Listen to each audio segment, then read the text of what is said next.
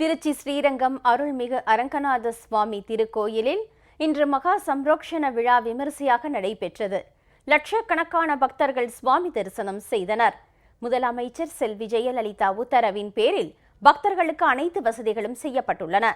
108 வைணவ திருத்தலங்களில் முதன்மையானதும் பூலோக வைகுண்டம் என போற்றப்படுவதுமான ஸ்ரீரங்கம் அருள்மிகு அரங்கநாதர் திருக்கோயிலுக்கு முதலமைச்சர் செல்வி ஜெயலலிதா நிதி ஒதுக்கீடு செய்ததன் பேரில் கோயில் திருப்பணிகள் முழுவீச்சில் நடைபெற்று முதற்கட்டமாக 11 கோபுரங்கள் மற்றும் 43 உப சன்னதிகளுக்கு கடந்த செப்டம்பர் மாதம் 9ஆம் தேதி மகா சம்ரோக்ஷணம் நடைபெற்றது.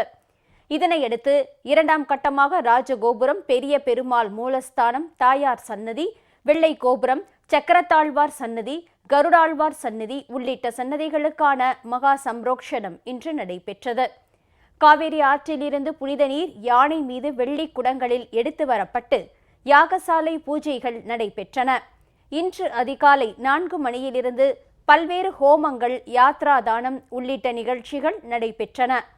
பின்னர் யாகசாலையில் இருந்து புனித நீர் அடங்கிய குடங்கள் கோயிலை சுற்றி வலம் வந்து மகா சம்ரோக்ஷணம் நடத்தப்பட்டது.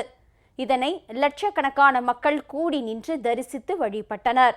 சம்ரோக்ஷணத்தை தொடர்ந்து மகா தீபாராதனை நடைபெற்றது. மகா சம்ரோக்ஷணத்தையொட்டி முதலமைச்சர் செல்வி ஜெயலலிதா உத்தரவுப்படி இந்து சமய அறநிலையத்துறை, திருச்சி மாவட்ட நிர்வாகம் ஆகியவை இணைந்து பக்தர்களுக்கு பாதுகாப்பு, குடிநீர், சுகாதாரம், போக்குவரத்து உள்ளிட்ட அனைத்து வசதிகளையும் மிகச் சிறப்பாக செய்துள்ளன. நிதி ஒதுக்கீடு செய்து மகா சம்ரோக்ஷணம் நடைபெற உத்தரவிட்ட முதலமைச்சர் செல்வி ஜெயலலிதாவுக்கு பக்தர்கள் தங்கள் நெஞ்சார்ந்த நன்றியை தெரிவித்துள்ளனர்.